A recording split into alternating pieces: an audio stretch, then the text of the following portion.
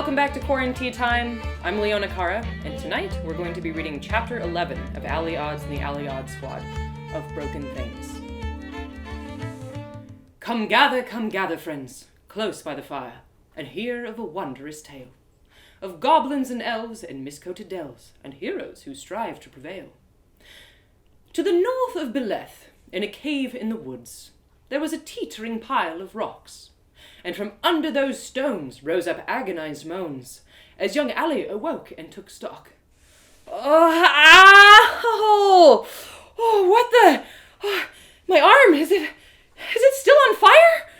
Oh, it sure feels like it is. And what is this thing on top of me? A horse? Several horses? Several horses and a donkey? Oh, my chest. It's hard to breathe. Hard to get a full breath. Oh my gosh, everything hurts. My head, oh God, my head. What happened? What? Rocks. Fire. Trap. Jo and Grahame. Jo and Grahame. There I laid, face down in the dirt beneath a pile of rocks.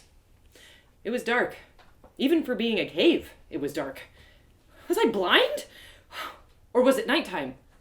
Was I blind and it was nighttime? Oh, ow! Oh, well, at least I didn't seem to be dead. Death wouldn't have hurt this much.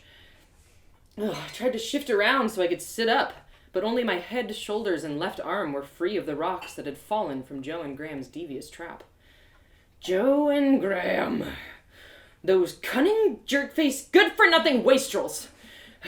I tried to let loose a torrent of foul-blooded curses, but my thoughts were all swirly-whirly. I saw sparkly dots like raindrops pinging against a pond, and for what could have been a second or an hour, my thoughts went blank. Nothing more than a seething wind floating through the hollow of my skull. When I returned to myself, I felt a bit clearer, and eventually managed to note several facts about my situation. 1, I was stuck beneath a pile of rocks in Jo and Grahame's hideout. 2, my chest felt broken. My right arm felt like it was broken on fire, and everything else felt as if it had been pounded with an iron mallet. 3, if I couldn't see anything in the cave at all, then it must be nighttime, meaning I had been unconscious for several hours. 4, this cave was so far away from the road that if anyone happened upon it, let alone in the middle of the night, they were most likely someone I did not want to meet, which meant number 5. No one would be coming to help me. Fun. Very fun. Great facts. Super facts, really. And on top of it all, my nose itched. I tried to shift my left arm to scratch it, and thankfully I was able to do so, with only a lot of pain. I then attempted to prop myself up. And thankfully, I got mixed up again. I then attempted to prop myself up. First, I lifted my head, which immediately made me feel dizzy.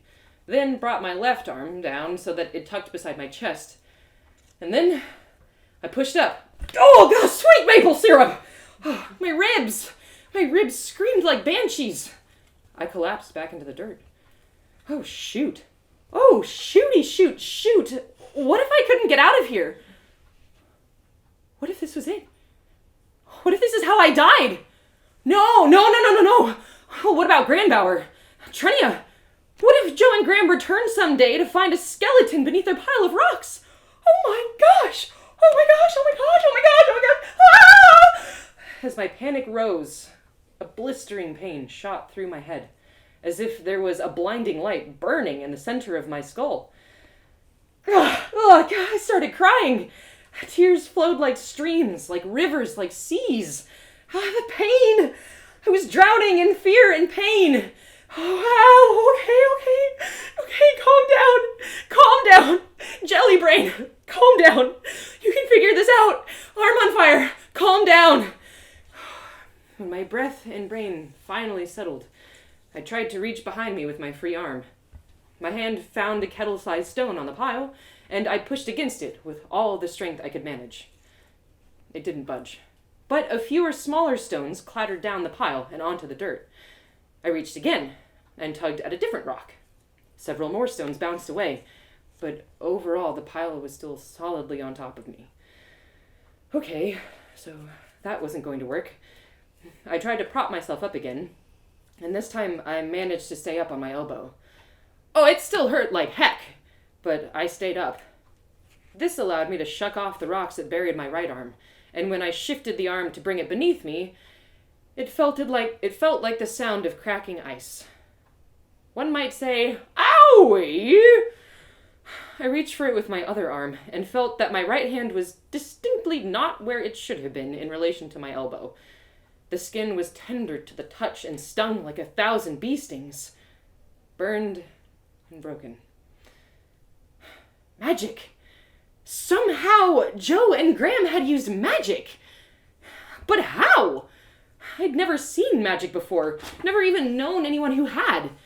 The storybooks never said it looked like little kid drawings on a wall. No matter how hard I tried, I couldn't get my fingers to flex. And I couldn't tell if it was because of the burns or the break. The whole hand was unresponsive. But it would be the least of my problems if I wasn't able to get out from underneath these rocks. I alternated between digging at the rocks behind me with my left hand, shifting around my thankfully unbroken legs to loosen more rocks, and clawing my way forward with my one good arm. Dig, shift, crawl. Dig, shift, crawl. My whole body dripped with sweat from the pain and exertion. It was a soggy, dirty struggle. At one point, my backpack got stuck when a pointy rock snagged the strap. That was frustrating. I had to shimmy to the side in order to free it, and I feared the rocks would shear through the leather. But what was a busted backpack compared to death? I struggled on. Dig, shift, crawl! Dig, shift, crawl! Dig, shift, crawl! My head throbbed as if there was a bellows pumping up my brain. Drool dribbled from my screaming mouth, and several times I collapsed. Despairing, defeated, and ready for death. But I kept going. I kept digging, I kept shifting, I kept crawling. I cried the whole time, and I'm not ashamed of it. I really did not want to die. I dragged myself out from beneath the rocks inch by wretched inch, until finally I was free. No one should ever have to feel so much pain. No one! Ever! Never, ever, never! I lay there in the dirt for an untold amount of time, and then I saw water. A huge, roiling, undulating swath of deep blue water. Water so big it could have swallowed the sky. The ocean? I'd never seen the ocean before, but this must have been it. What else could be so big? So magnificent? The sun sank low in the west, pouring a trail of golden light atop the rippling sea, a glistening footpath leading out to the golden islands beyond. It was so beautiful. I wanted to follow it, to tread the path before my feet and walk west of west, beyond the world and into the radiant sun. And then I woke. In darkness. Slow as sap, I crawled until I found the table at the mouth of the chamber, then used it to clamber to my feet. My legs were weary, but stable, and after a moment I was able to keep my balance without holding on to the table. I reached out for the stone wall and moved step by tender step along the tunnel, guiding myself by fingertip until there was no more tunnel to trace. I skirted around the massive boulder shielding the entrance to the cave and took a seat, oh so gingerly, on one of the stones beside the cliff, beneath the cliff. I'd made it. Moon silver lit the stones and tree trunks surrounding the campground, and the night blue sky was patched with milky gray by trailing clouds. With all this light, I was finally able to take a look at my injuries. Oh, my arm! My arm was bloody and blistered from the elbow down, and it had a disturbing bend above the wrist that made me suddenly nauseous. Oh no, I wouldn't be able to sword train. My legs were bruised and cut in several places, My left eye was swollen, and when I ran my good hand along my head, I found a notable bump and crusted blood. Uh-oh. A head injury. I remembered the time when Farmer Mordain's son Benny got kicked in the head by an unruly gelding. I was in Bertram's cottage for a reading lesson when Benny's parents brought him in, frantic and crying, begging Bertram to help. He was still conscious at that point, though I could see the indent of the horse's iron shoe where it had struck Benny in the temple. Bertram asked him, "Where do you live?" But Benny could barely get out a mumble. Bertram checked Benny's eyes, and one of his pupils was wide, though the other one looked normal. "What is your name?" Again, Benny didn't answer. He stared at Bertram, at his mother, at the thatched ceiling, at his father, and then slowly, Benny's eyes drifted off into a place the rest of us couldn't see. I didn't want to die like Benny did, so I started blathering out loud. My name is Allie Odds. Yes? That sounded normal. Good. Blah, blah, blah, blah, blah. I'm alive? I'm alive. Yes, I think so. Okay, well, that's a good sign. I couldn't see my own pupils, of course, but my memory seemed fairly clear, and my thoughts overall made sense and could be articulated. I was concussed, certainly, but nothing worse, I hoped. I sure was tired, though, and dizzy, and aching, and tired. Did I mention I was tired? I thought about lying down in the moonlit glade and sleeping there until the sun came up, but I needed to find help. Bertram had taught me that urgent response could make all the difference in the healing process, and I would not be able to tend these wounds on my own.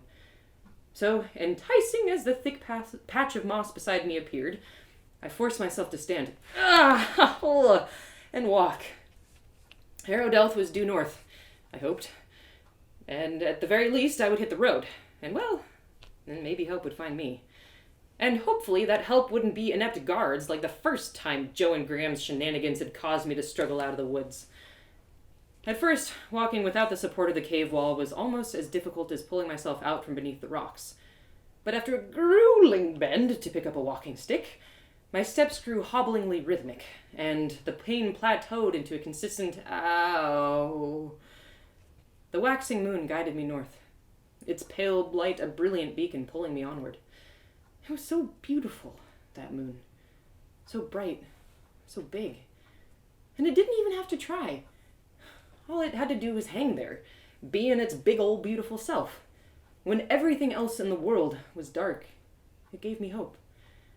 I couldn't have sung if I wanted to, but in my mind, a song came to my unmoving lips. And I'm very honored to have the person who created this song in the room with me. And so hopefully you can hear her voice, unless you wanted to come over and sing with me. Yeah. This is one of my roommates, Jess Radovich. She's part of Wild Choir with me. And like the moon, you got a beautiful face. Yeah. So I'm going to be joined by Jess once her wardrobe changed. We didn't do a dress rehearsal, folks. Do you want to sing melody or harmony? I'm not good at harmony, so yeah. All right. Moon, you are a sign of the ever-changing times. Moon, you are the light waxing and waning. Moon, you are a sign of the ever-changing times. Moon, you are the light waxing and waning. I love to see you in the daytime, following me on my way. Moon, I love to see you in the nighttime. Moon, you have a beautiful face. Moon, you have a beautiful face. Wow, that's hard to sing in harmony. But thank you so much, Jess. Thank you, Jess. She makes such beautiful healing music. I will plug you at the end of this, but thank you, Jess. Wow, I wish we'd rehearsed that. That was so good. Thank you. Yeah, it is. Anyway, the song played in my mind like a chant, pacing my steps and keeping my thoughts off the bewildering pain in every part of my body. In fact, I don't remember anything else from that night. Just the moon. All else was darkness. Bread? Fresh bread? What? Ow! Oh, my head. Oh, my arm. Me. I opened my eyes slowly. They felt gritty and heavy, like mice were sitting on top of my eyelids. The first thing I saw was a thatched roof, and for a moment I thought I was home in Fribbleshire. But no. The thatch here was thick and dry, nothing like our soggy ceiling back home. It angled upwards towards a hardy beam above a wooden door. Definitely not home. There were plastered walls and 2 sconces mounted astride the door with unlit candles, and bright light was streaming in, though I couldn't see from where. I tried to lift my head so I could examine the room, but the motion made my skull feel like a cauldron filled with boiling soup, and I let it drop. Onto a pillow. A very soft, very comfy leather pillow. On a very stuffed, very comfy straw-tick bed. I must have been at an inn. Did I walk here? Honestly, I couldn't remember. Oh, my pack! My dagger! The maps and my money and all my gear! Where were they? I dared another effort to get out of bed, and this time, using my one good arm, I was able to lift my head with less revolt, and shifted myself into a sitting position. Sitting atop a small bench by the door were my various possessions. And my old clothes, which were covered in dried blood, dust and dirt. I looked down at my chest, half expecting it to be bare, and saw that I was wearing a clean linen nightgown. It was a little loose, but compared to the state of my other garments, it was a notable improvement. My broken right arm was wrapped in heavy cloth, and there were several pieces of wood running along the length of it to prevent any movement. The bend above my wrist was gone, thank goodness, and when I tried to wiggle my fingers, they responded.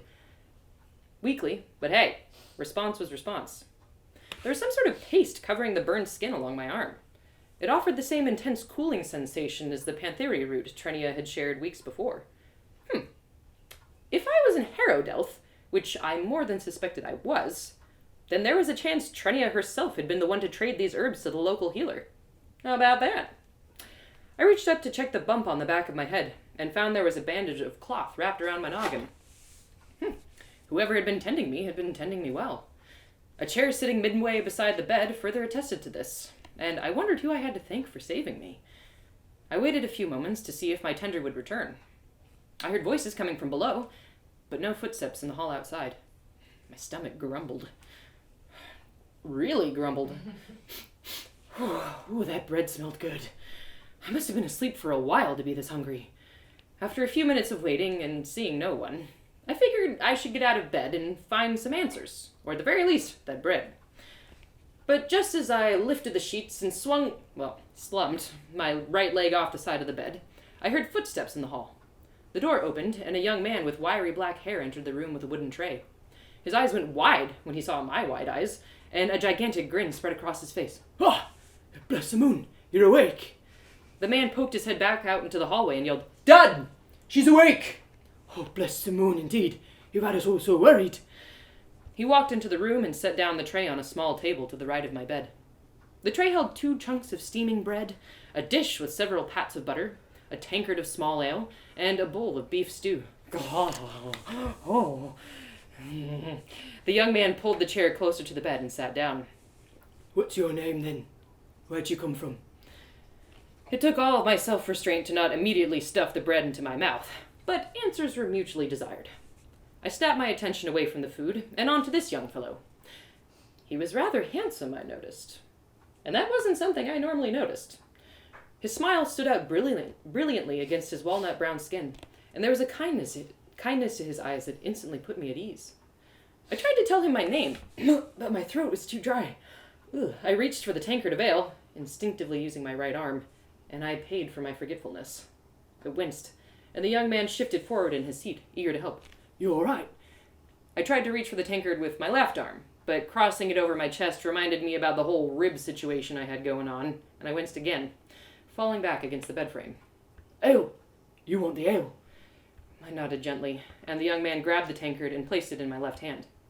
I took a swig, and then another, and another. Gee, I was thirsty. It being a small ale and all, the drink was more like a barley tea than beer, and I ended up draining the whole thing. The young man looked at the empty tankard with a surprise. All right, then. Thank you. I needed that. Sure enough. I looked over at the bread and stew again. I needed that, too. What's your name, then? Allie. Allie Odds. Yours? I wanted that bread. Quinn Holmesworth.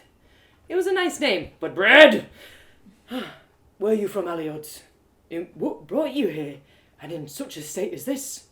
Bread! Stew! Now! I wasn't even looking at Quinn anymore, just at the food. He saw my focus and shifted the tray so that it sat on my lap. Right, blimey, you must be starved. Questions can wait. No fun answering on an empty belly. I reached for the bread without thinking and received another jolt for my effort. You poor thing. Here. Quinn slid his chair even closer and grabbed a piece of bread off the tray. He held it out to my left hand and I shoveled it into my mouth. Oh, yum. Oh, it was exactly as good as it smelled, if not better. I normally didn't eat left-handed, but I picked up the wooden spoon beside the bowl and decided to give it a go. Quinn saw my shaky hand and made an infinitesimal move towards me in his seat. Do you want help with that? No, I think I can manage. Sure, I was injured, but I could at least feed myself. Despite what had befallen me, I had some semblance of pride. But after bestowing several new grease stains on my lovely linen nightgown, I held out the wooden spoon to Quinn, and he proceeded to feed me bite by bite, like an infant. It was tremendously awkward at first. Here I was, a weak little finch who fell from her nest and broke her wings trying to fly before she was ready. I couldn't remember a time I felt so helpless, and I was embarrassed that I needed this stranger to help me with such a basic thing as feeding myself. But there was no judgment in Quinn's expression, no belittlement or scorn in his friendly brown eyes. I suppose everyone needs help from time to time, and there is no harm in accepting it. So, spoon by spoon, Quinn fed me the stew, and I felt warmth and strength returning to my body. What a nice guy. He reminded me of Weston, another handsome young man I associated with bread. Seeing as I had a full mouth and couldn't talk, Quinn gave me some context while I ate. I was indeed in Harrowdelth, at the Harrow Hall Inn. His family owned the place, and someday Quinn would take over for his parents. Earlier this morning, a villager who lived on the outskirts of town found me lying face down in the road at sunup. He'd managed to load me onto his cart and brought me to the inn, since Quinn's mother was considered a worthy healer. I'd been unconscious through all of his mother's attentions, including the resetting of my broken arm, which was probably for the best. It was near to sundown now. I'd slept through the entire day. When I'd eaten every speck of food off the tray, Quinn went downstairs to fetch his parents. If I was going to answer questions, I might as well be spared from having to repeat myself. When Quinn returned, carrying a full tankard and a whole flagon of small ale, 2 other people entered the room with him. One was a broad-chested gentleman with a dark brown face and a short coily beard. The other was a thin, pale-faced woman, and though both of them appeared middle-aged, the woman had long, flowing silver hair. Allie, these are my parents, Tarver and Killia. Dad owns the inn, and Mum's the one who's been tending your ales. Quinn looked down at the flagon in his hand and smiled. Well, most of them. He placed the tankard and flagon on the bedside table, and all 3 of them drew closer to me. Thanks, Quinn. Tarver and Killia, was it? Thank you. Thank you both so much for feeding me and healing me. You saved my life. I don't know how I could possibly thank you. Tarver waved a dismissive hand, as if their intensive care had been the least of their troubles, and sat down in the chair beside my bed. The wood gave a heavy groan as he leaned forward and said, Well, you could start by telling us what happened. When old Matty brought you in on his cart this morning, the whole village went wild with questions, and we've had none to answer. It looked like you'd fallen off a cliff. Well, it's more like a cliff fell on me. Quinn, Tarver, and Killia waited for me to continue. I'd never had a more attentive audience. But I wasn't sure how much of my story to reveal. Did they need to know about Jo and Grahame? Granbauer? Trenia? Probably not Trenia. No, definitely not. So I decided to keep it vague. It's a long story, but ultimately I ran into some trouble in the woods. A rockfall banged me up pretty good. And set you on fire! Well, no, that was... Well, should I tell them about the magic? What if they thought I was crazy? That was an oversight and an accident on my part. Foolish. Right. Tarver clearly wasn't satisfied by my superficial answers. And what were you doing in the woods then? Are you from around, eh? No, I'm from Fribbleshire. I left home a couple turns ago to travel and see the world. seeing more of it than I thought I would. I nodded to my burned and broken arm and gave the three of them a most pitiable smile. But why were you out there? What did you get mixed up in to come looking so... Dad, don't pester her. She needs a rest. No, it's fine. They had all taken care of me so well. They deserved some explanation for their troubles. For all they knew, they could have taken in a criminal. I owed them the truth. Have you ever heard of Jo and Grahame? Oh, yeah. Oh, yeah, right, yeah. Of course, yeah, certainly. Really? Well, did you know that they have a hideout back in the woods towards Beleth? What? God, blimey, do they now? Yes, and I went there trying to find someone. Well, I mean, something that they'd taken from me. Something very important to me. But when I got to their hideout, it was empty. They'd already left. So I thought it was safe to investigate. But scoundrels that they are, they left traps in there for unwitting looky-loos. I should have known better, but... You're lucky you didn't come out worse for it, dearie. Those two have been a plague to the region for decades. God, and to think all this time they've been hiding out in the woods. They haven't. What do you mean? Well, I met someone who used to be part of the Jolly Robbers. She's reformed now, more or less, and she drew up a map of all their old haunts. There's more than a dozen of them, scattered all over the kingdoms. It's my plan to track them down and make them pay for what they've taken. From me, from everyone. I thought of Grandbauer when I said this. And in my broken, helpless state, I missed him more than ever. I missed him so gosh darn much.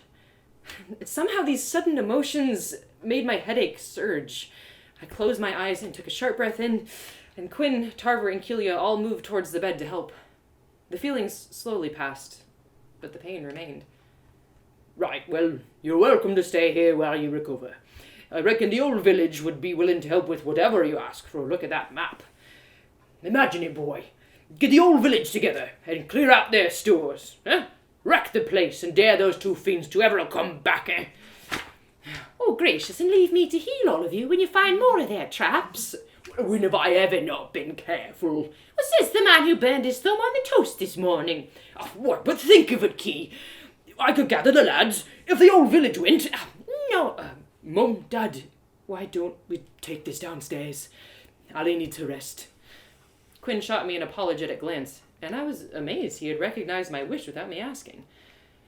Right, well, as I said, you're welcome in the Harrow Hall as long as you need Allie. You've just to call if you need anything. Thank you. I smiled at them as they all turned to leave. Oh, actually, there's one thing. Who was the villager who found me and brought me in? I'd like to thank him too. Oh, why, that'll be old Matty, the village blacksmith. Always happy to help, old Matty is. Well, I thought Laurel was the village blacksmith, I said, not meaning for it to slip out. At the mention of Laurel's name, father, mother, and son all froze. They shared tense glances back and forth for a moment, and then Tarver spoke up. How do you know of Laurel? Oh, a friend recommended her. Said she was great with horseshoes. The lie put Tarver and Keelia at ease, but Quinn's appeared rather distressed where he stood in the doorway. Aye, that she was. Old Matty is her father. But she's gone now, and for good reason. We don't want none of her sort around no more.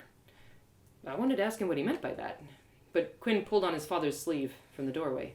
Dad, she doesn't want to hear about this. Let her rest. Right, well, as I said, if you need anything, you've just to ask.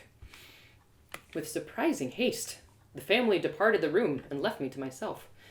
I didn't even have time to ask them to light candles before they went, so I was left in near darkness when they closed the door. Oh well, I should probably keep resting.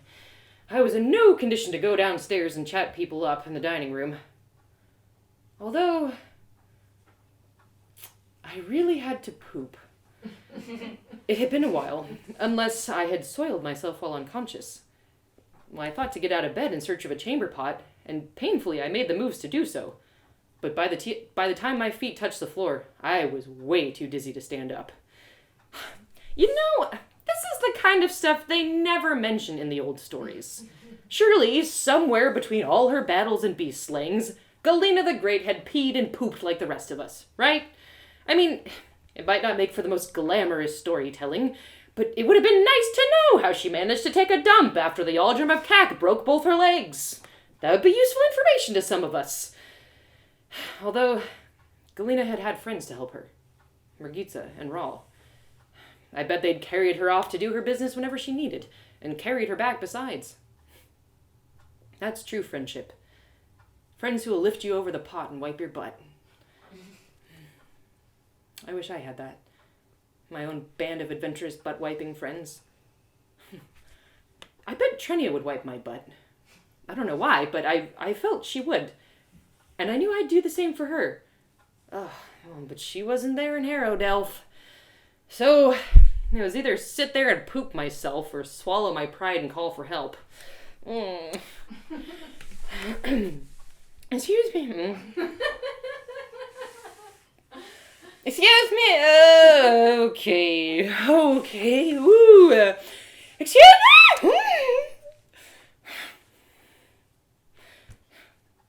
Excuse me. Can I get some help? After Kelia helped me to the pot, I went straight back to bed. I tried reading some Galena the Great. Maybe there was a story where she pooped, and I just hadn't gotten to it. But the words on the page made it feel like cats were trying to claw their way through my skull, so I closed the book and tried to sleep. It was still early, but I fell asleep almost immediately. I woke once when I accidentally rolled onto my broken arm, and once when I coughed, which sent a blast of pain through my broken ribs. But overall, I fell into a deep, long, dreamless sleep, and didn't wake until Quinn came into my room the next morning with another tray of food. Sunlight flooded onto my bed through the window, making the white comforter glow with a stunning radiance. My arm still ached from the break and twinged from the burn. There was still a dull thrum in the back of my head, but the general fatigue of my follies had abated, and I was able to sit up without help, and without my head feeling like a stone beneath a waterfall. Quinn set the tray of food down on my lap. Eggs, sausage, bacon, tomato, herbal tea, and 2 slices of buttered toast. But he didn't stay long to chat. No, Quinn looked tired and somber. He said he needed to help with morning chores and that he'd come back to check on me in a bit. I didn't press him, but his sudden shift in attitude made me all the more curious about why he'd dwindled when I mentioned Laurel the night before. I devoured my breakfast most handily, and with far fewer spills than my previous meal. And then I sat there, and I waited patiently for Quinn to return. I hoped he could walk me around town so I could see where I was, and get my legs working again. If I was to stick to the schedule I'd given Trenia, I needed to head back to Beleth the next morning, and I wanted to make sure I could manage it on my own.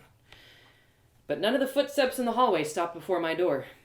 I thought about getting up and heading out on my own, but I wouldn't be able to put on my clothes without help, and I figured it wouldn't do for me to go wandering around Harrowdelth in a food-stained nightgown. So, I fell into something I hadn't experienced much since leaving home. Boredom. I tried out thumb twiddling for the first time. Turns out it's very silly. And quite pleasant. A good way to pass the time. But eventually that also got boring, and so I tried to read more Galena the Great. But that sent my head spinning again, so I conceded to lying comfortably in my bed and sorting out my next steps. I needed to look at Half's map and figure out the most likely place Jo and Grahame would be heading next. The chances seemed small that the dastardly couple had stolen another singular goat, so I was quite convinced that Grandbauer was still with them. And that I was catching up. I also needed to ask around about Laurel. Clearly something big had happened here in Harrowdelth, and I hoped to have a substantive report for Trenia.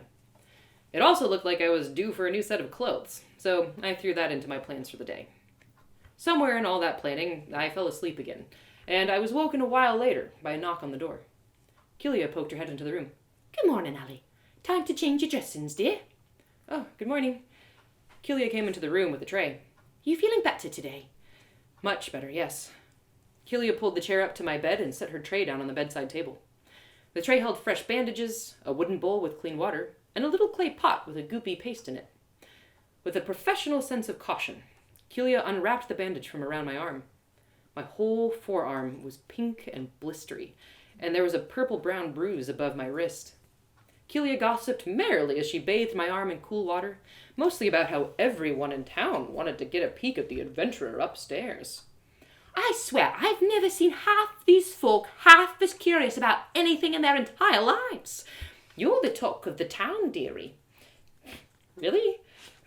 Folk can't believe you're trying to hunt down the jolly robbers. They want to get a look at you. See who's daring what no man with a hair on his chest ever dreamed of. Well, well, well. I'd never been the talk of a town before. At least not for a flattering reason. And here I was, the brave adventurer. The brave adventurer. I must admit it rather puffed my chest.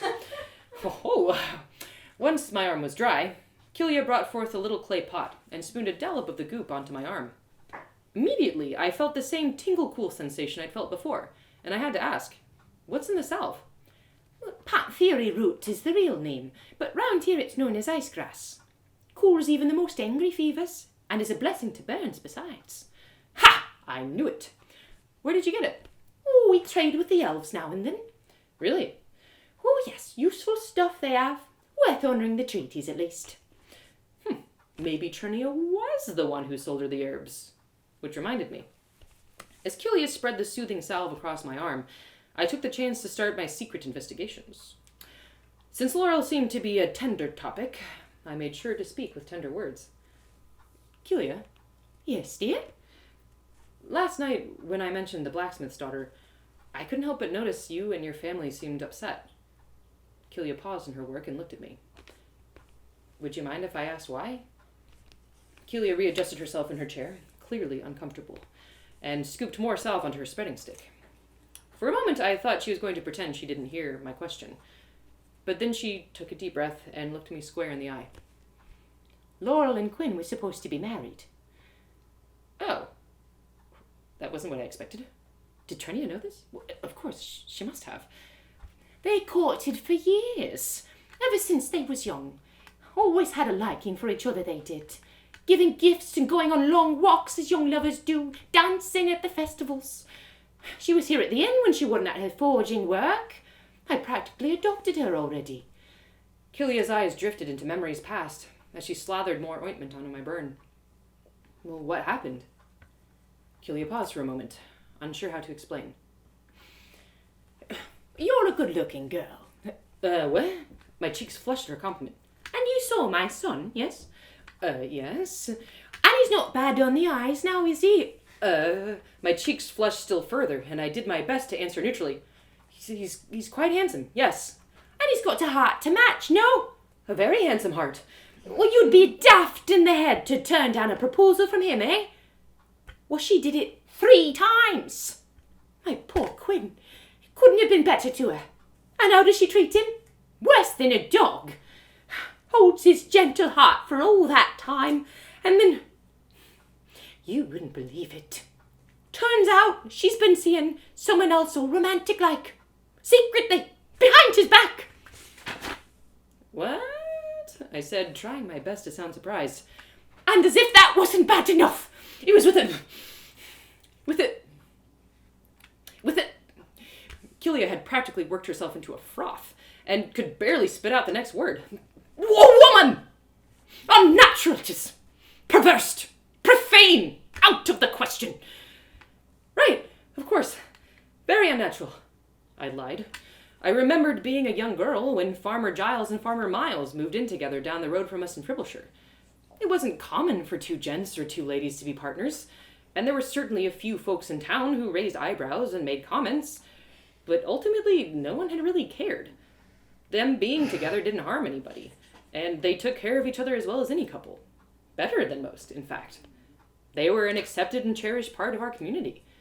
But Mum made it clear relationships like theirs weren't acceptable everywhere in the kingdom, and apparently Harrowdelth was one such place.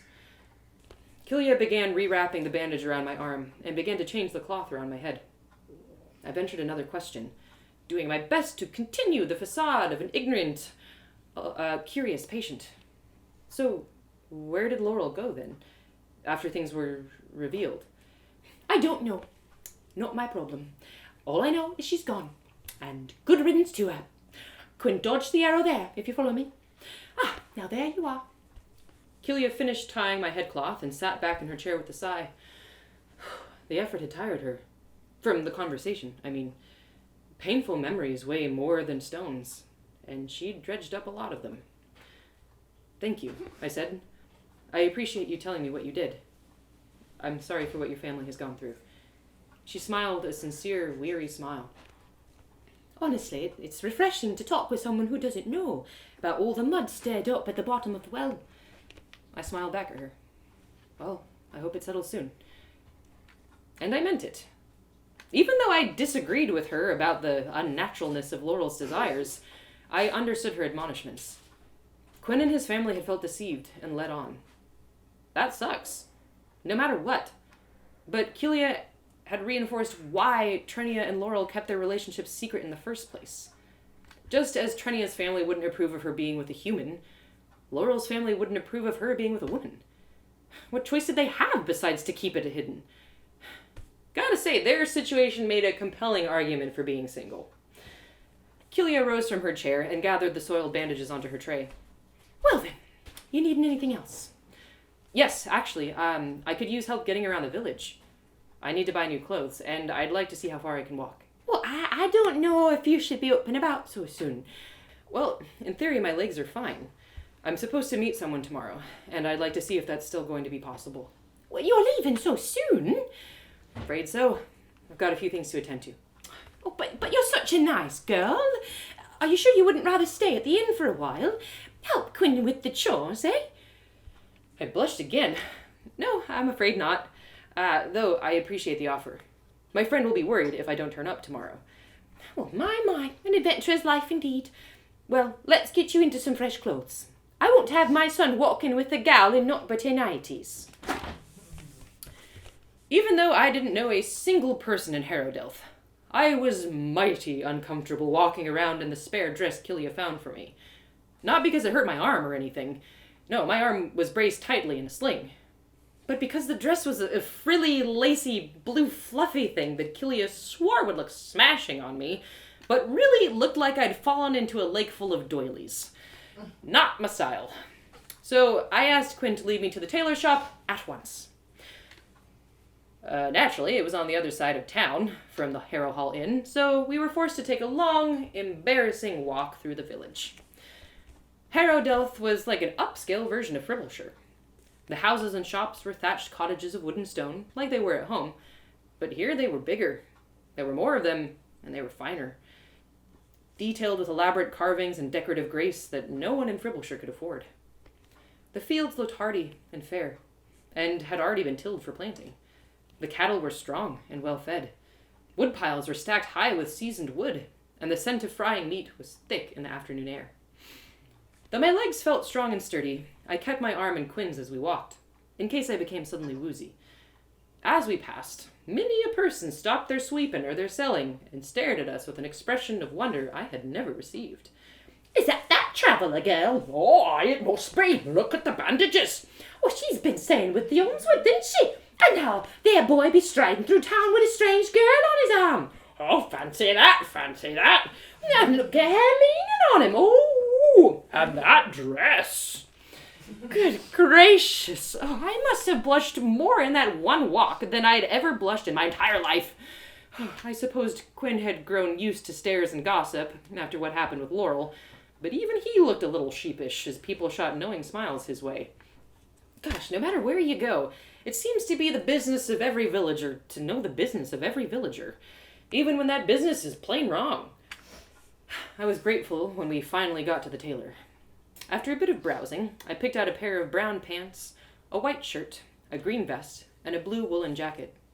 The tailor helped me change into my new outfit behind a curtain, while Quinn sat patiently by the counter. The pants were a little large, but overall the garments fit me quite well, and were a finer quality than anything I'd ever owned. I happily handed over the gold crown Treni had given me, and the tailor handed back 8 silver pieces and a silver stib in change. Quinn's eyes went wide when he saw how much coin was clinking in my palm, and for a brief moment he became a mirror.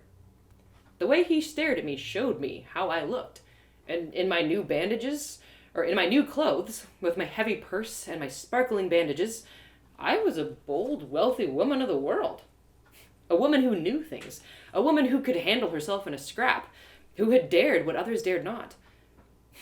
And maybe it was just my own fancy kicking in, but I didn't look too ugly in the reflection of his eyes either.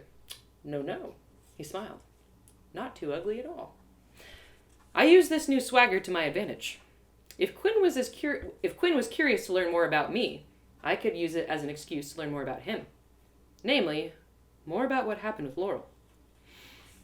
We strolled out of town side by side, winding along the main road as I tested out my walking abilities. I let go of his arm and felt pretty good overall. My ribs provided a consistent ache with every step, but there was nothing excruciating.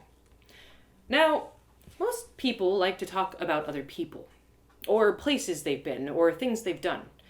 Quinn was the first person I'd met who immediately leapt into talk of ideas. He was deep. Far more thoughtful than I'd expected from an innkeeper's son. I wondered if he could be the thinky person in my squad. Or maybe the talky one. I hadn't met anyone yet who could be that. But no, if Trinia was still in the picture, that for sure left Quinn out of it. Darn. He was good at conversation. At one point, he asked a question about my travels, but instead of veering towards where I'd been and who I'd met, like most people did, he asked, "What did you hope to learn by leaving home?" Well, I've never thought about that. Never. Well, not in those terms. I mean, I wanted to find a group of adventurers and learn how to be a hero, I guess. And, well, I thought about what Bertram had said the day I decided to leave Fribbleshire. About my soul wedgie and why I needed to leave home. A friend of mine once told me that deep within us all there's a little spark of magic, from which all our power comes. That it's an invisible thing, but when you know it, you know yourself. I guess maybe that's what I want to learn. What that means. Where that spark is in my own heart. Quinn smiled. That's a lovely thought. Isn't it? Yeah. I imagine a little shiny ball of light tucked somewhere deep inside my chest. Maybe someday I'll learn how to spark it. Oh, I think you already have. Well, really? Why do you say that? It's in your eyes. There's a light in them you don't see in most folk. I stayed quiet and waited for him to go on. I've been serving people my whole life at the inn. Heard hundreds of stories from hundreds of people at the bar when I've been trapped behind the counter. And I've noticed there's a curtain drawn behind most people's eyes. Sometimes the curtain opens after a few drinks and you hear something true from the heart that just busts your gut. But more often than not, you see why they put it there to begin with. The curtain's a way for people to protect themselves, to keep their dark parts from getting out. It helps them feel safe, to feel private. But it also means that no light can come in, nor can their own light get out. Quinn paused in his tracks and looked deep into my eyes. No. You've drawn back the curtain. I can see your light. Well, my cheeks spot a one-way ticket to Blush City. How on earth did Laurel say no to this guy? Oh, right, Trinia. Duh. But gosh, thank you. I stammered. Well, that's really lovely. Wow. When I'd composed myself enough, I stared back into his eyes. So brown they were, so handsome. But there was something missing. Something I'd seen with Trinia and Bertram and Leif and other people who I'd shared intense staring sessions with. The spark. My eyebrows furrowed. I can't see yours. Quinn broke the eye contact then and kept walking. I'm sorry, I didn't mean to offend you. Maybe I just don't know how to see it yet. No. You're right. I walked beside him in silence for a moment, sensing he was mulling over the very thing I wanted him to talk about. So, delicately, I brought it up for him. Quinn, your mom told me what happened with Laurel. Did she? Blast it, Mum! No, I asked.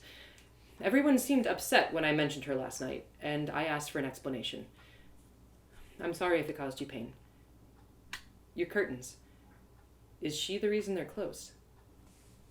Quinn and I reached a cobblestone bridge that spanned a small river. We'd walked at least a mile, and I was starting to feel it in my ribs and in my head. We stopped to lean over the stone railing and stare at the running water.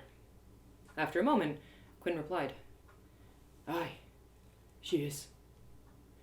Mum told you about the other person, then? That Laurel had been seeing a woman?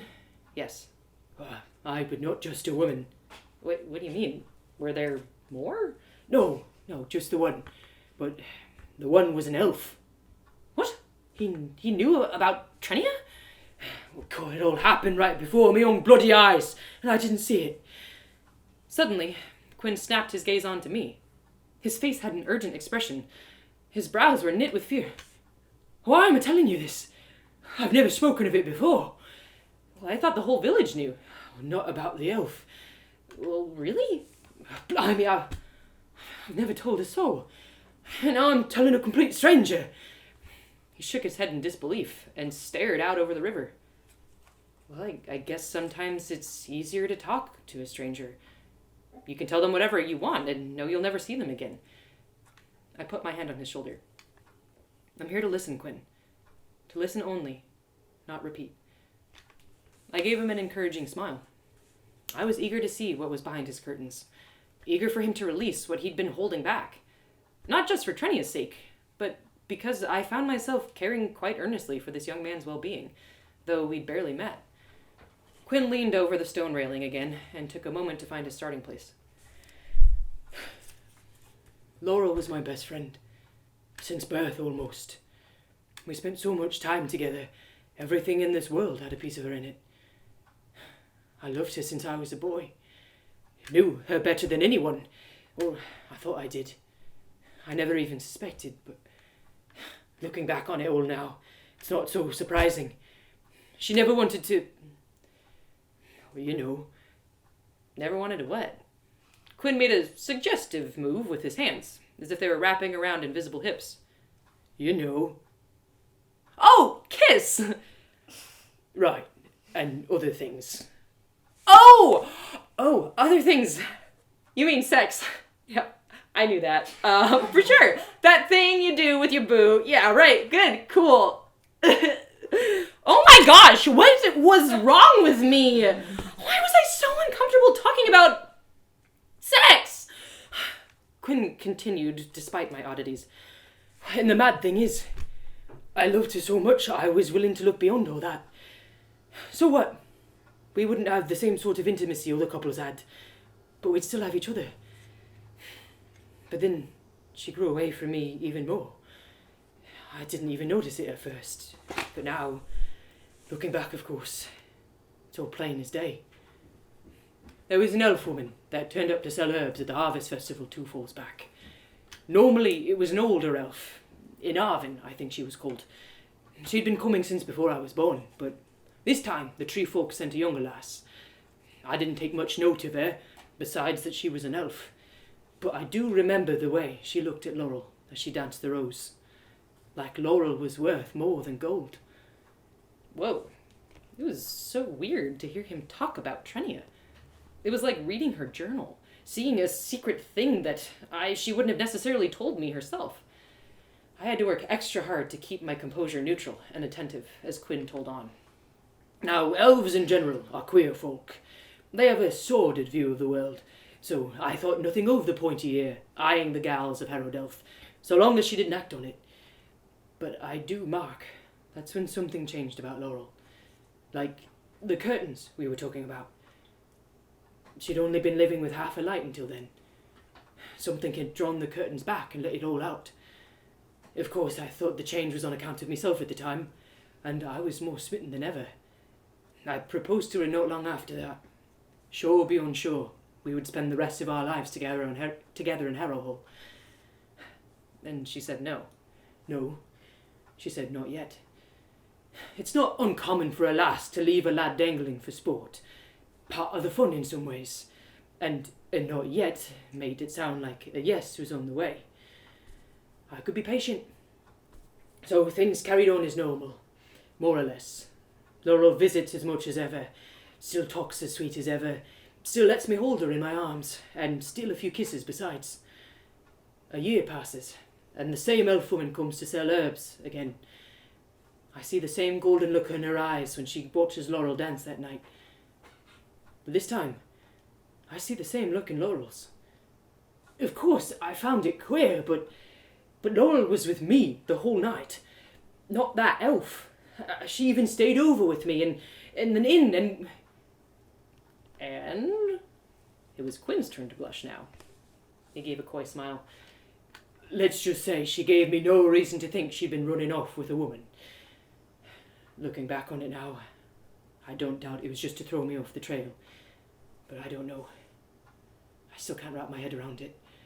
Well, I can't speak to this from personal experience, but did you consider that she just might have been confused?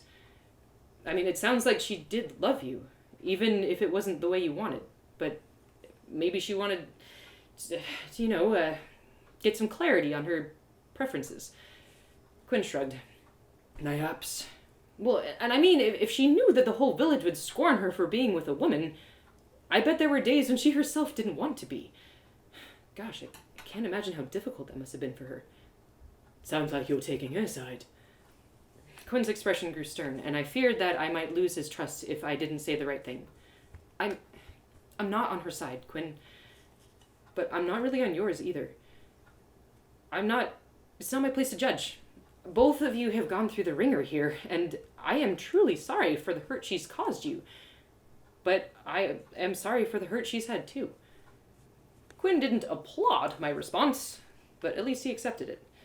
So, what happened after you two, knowed? Well, like a damn fool, I proposed to her again. I thought you knowing meant she was finally ready to be with me. But this time when I asked, she said she needed to think about it. After all that time, how could she still have something to think about? That's when I began to suspect. She spent less and less time at the inn, at Harrowdelth. I was lucky to get in a hug anymore, and a kiss was out of the question. And the curtains. The curtains were drawn darker than I'd ever seen them. So the third time this elf shows up, after watching the gold pass between their eyes again, Laurel lit up like I'd never seen her before. I confronted her.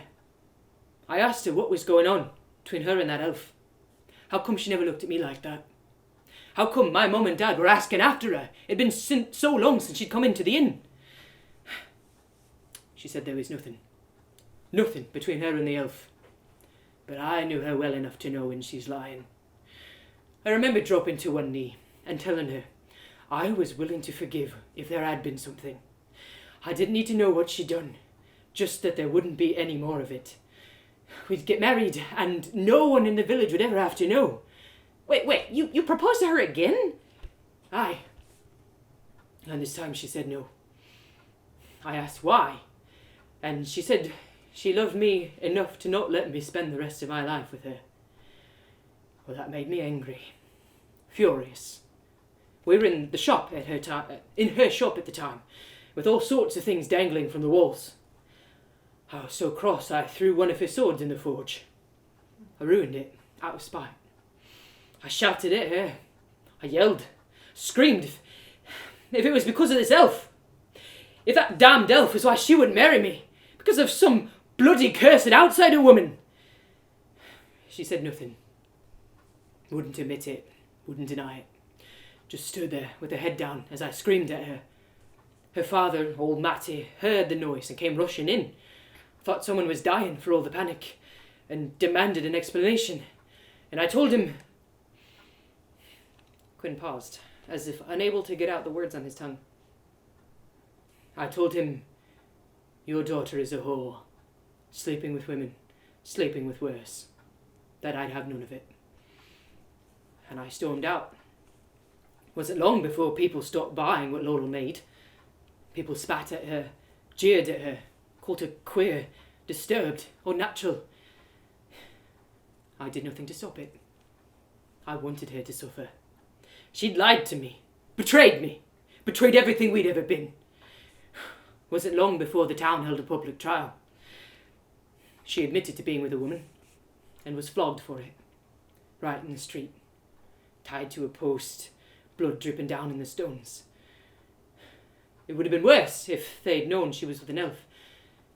Would have been whipped to the bone, cast out completely. Oh my gosh! Poor Laurel! Trini had never told me about this. Did she even know? Quinn's eyes drifted off into memory and began to water. I know she deserved it, but still, I blame myself for every drop of blood that fell that day. Deserved it? Whoa, okay, hold up, buddy.